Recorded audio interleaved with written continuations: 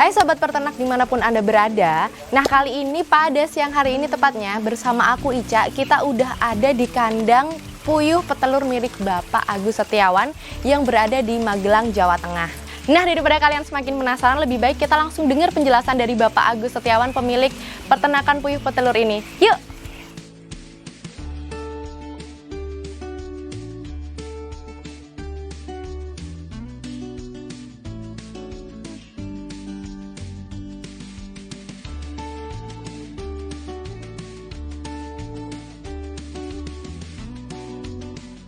Perkenalkan, nama saya Agus Setiawan, alamatnya di Dusun Dukuh, Desa Sriwedari, Kecamatan Muntilan, Magelang, Jawa Tengah.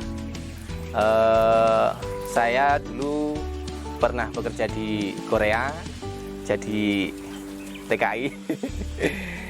Terus sekarang usaha di bidang peternakan, khususnya ternak puyuh. Dulu waktu di Korea saya kerja di manufaktur, di pabrik ya, kebanyakan di pabrik sana. Terus mungkin udah bosen, capek juga, udah lama di sana. Terus di rumah mungkin ibu juga lagi sendirian. Terus saya jiwanya memberontak, ingin usaha sendiri ya, akhirnya kita pulang buka usaha sendiri ya ini. Salah satunya sebelum pulang saya juga udah buka website. Ternyata ada bisnis peternakan puyuh, terus saya mencoba. Nah, waktu itu saya juga ada temen ex-Korea juga yang udah memulai bisnis ternak puyuh duluan.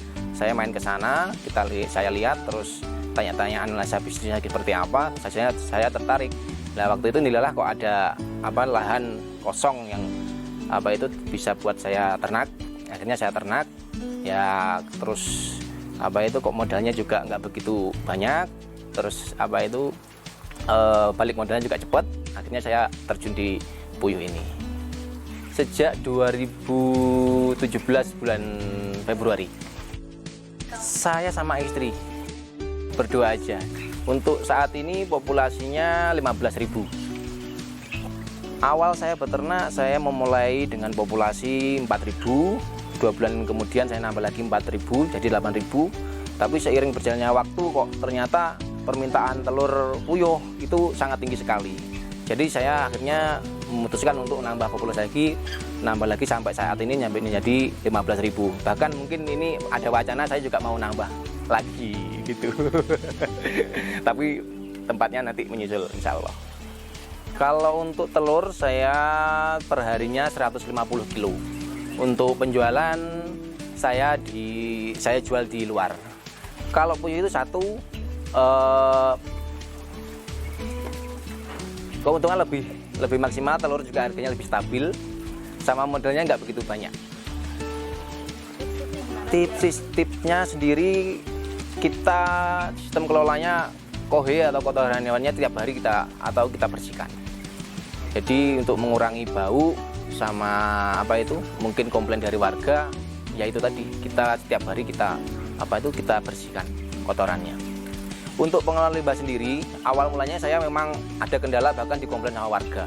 Itu di kotorannya. Tapi dari situ saya tidak menyerah dan saya nyari ada pendampingan dari Pak Guyupan Manah itu, katanya buat ikan bagus. Jadi saya terus nawarin kohenya itu, buang rasa malu kita nawarin ke, alhamdulillahnya di daerah sini ada banyak daerah perikanan. Jadi saya nawarin kohenya, ya ternyata minat dari dari peternakan ikan itu, budidaya ikan itu besar sekali. Jadi saat ini saya udah kewalahan untuk buang kotorannya itu, yang pesan kotoran saya udah kewalahan.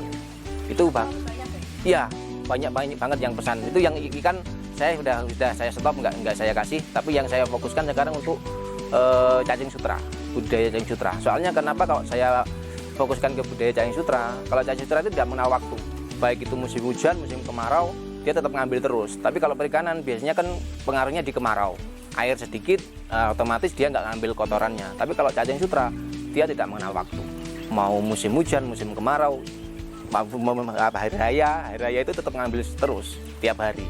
Jadi saya memang fokusnya di di kotorannya, apalagi kita di dekat padat penduduk, jadi saya memang fokusnya di kotorannya, setiap hari saya bersihkan.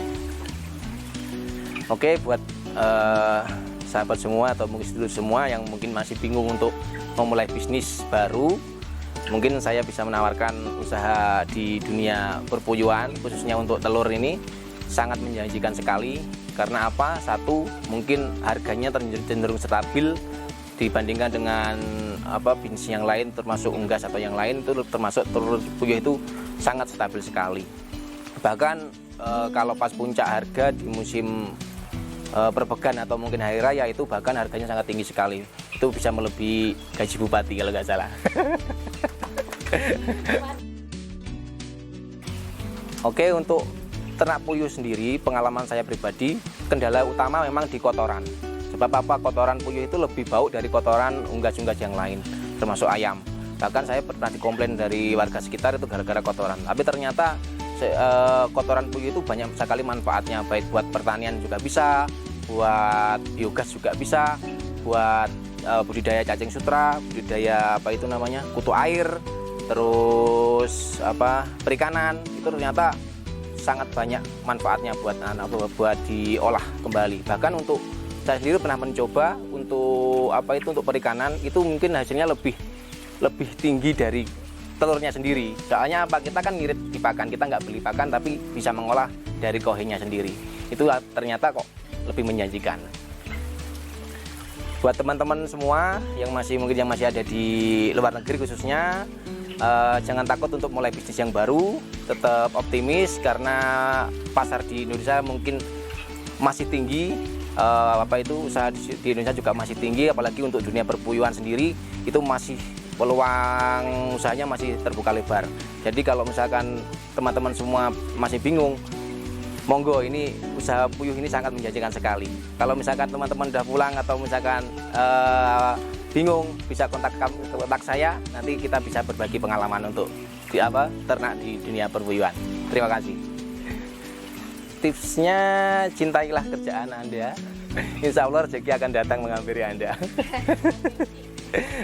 Jangan gengsi, jangan lupa sedekah juga. Nah, itu dia cerita dari Bapak Agus Setiawan yang sebelumnya adalah seorang karyawan dari Korea Selatan, langsung banting setir jadi pengusaha atau pemilik peternak puyuh petelur. Nah, kalian tertarik juga nggak? Atau masih bingung nih kan? Kalian bisa langsung join atau gabung sama kita nih. Ya udah, sekian dulu dari kita. Dadah!